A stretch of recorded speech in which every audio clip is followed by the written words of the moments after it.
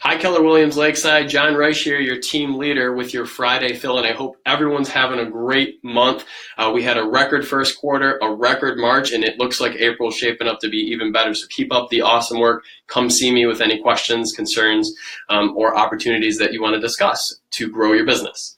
What I want to cover today with you is really cool. It's the history of the models within real estate, and specifically how Keller Williams is actually different. Right? So a lot of times you hear people branding their company and talking about it. This is just the facts of the models and the history. So if you stick with me for 4 minutes, I'll walk you through every model that's there. So through the 1970s, we had a model called the dependent model in real estate. Okay, that's just all we knew. And what it was is that you were dependent on the broker.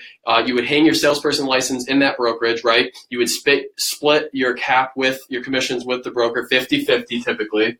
And in addition to that, what you would do is you would get leads from the broker, and you were kind of there. There wasn't a whole lot of training. You kind of figured it out as you went. You were an independent contractor, right, like today, and you just sort of did your own thing, and you paid your broker half of those commissions, right? So this model is traditional. It's not bad. It still exists today in companies like a Century 21, a Real Estate One. And of course, they've shifted their models a little bit, and they now cap that 50-50, and they put you on a higher split potentially. So some of that has happened, but those changes have happened as the model has changed, right? So this is just a model. It's not a knock on a specific company. It's companies that work within that model. I want to make that really clear.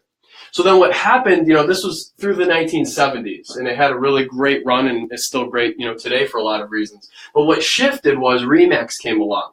Okay, and RE/MAX came in and they said, you know what? None of this getting leads from us necessarily, none of this splitting your commissions, right? You're a true professional. You don't need leads from us. We want you to come in, do your own thing, and you're going to make 100% commission. And that just through the roof in the 80s into the 90s, right, was an awesome platform of you're a professional and you're going to run your business and you're going to just kind of be there on 100%. And so for that, we call this the landlord sort of tenant model. And typically, in speaking with RE/MAX agents, which I do every day, right, those monthly bills to be there and pay rent, if you will, are between $1,000 to $1,500 a month. Again, not good or bad, just that's their model and that's what works for them, and that's how they flourished, right, for so many years. Well, Gary Keller worked on this side of the quadrant. He was the founder of Keller Williams, Gary Keller.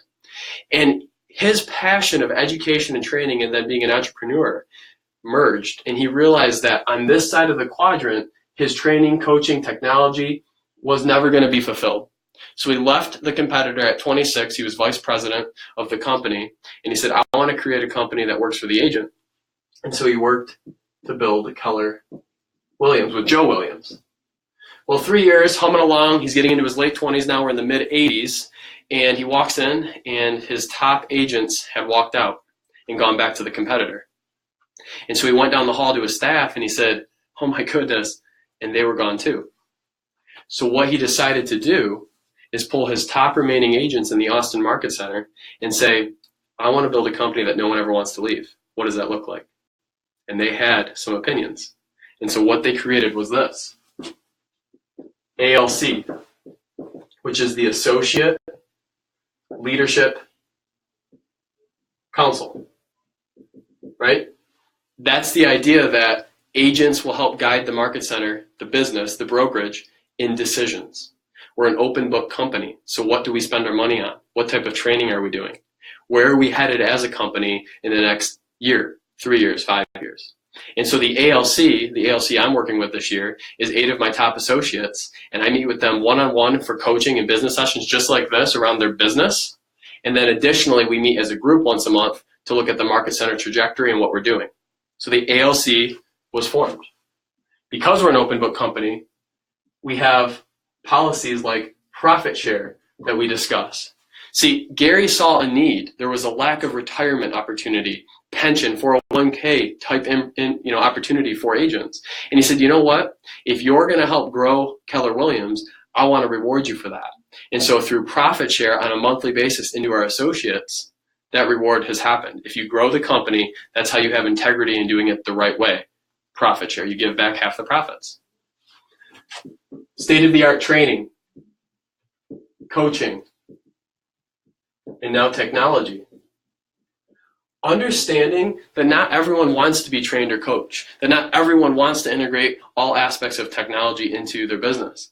Yet, if we take time to look at training, coaching, and technology, and we implement systems, models, and tools all written in the MREA, then we can be more purposeful in our life, make the income we want to make, and maybe even work less. Right? And so by incorporating some of those aspects, by having a productivity coach and a team leader and a whole staff to coach, guide, and grow agents, we become agent branded and agent centric, and it's all around running a business. It has nothing really to do with real estate specifically, right? Beyond all of these things, culture. Understanding that I want to be in business with people on a win-win platform, that I want to do business with the right people at the right time, that who I do business with matters more than anything, right? Teaching you how to be agent-centric, meaning, yeah, you work for Keller Williams Lakeside, but it's your business and it's your brand under that umbrella, okay? So this is, among many other things, here's the quick version of what Gary was able to sit down with his top associates and build. So here's the final spot. When we're looking at this quadrant, on this side, you're an employee. You're working for someone else. Just the model, nothing bad about that, just what it is. On this side, you have an opportunity to have passive income and own your own business and truly make a 100% commission model over here. See, the thing is, we hit that 100% commission because we're a capped revenue system.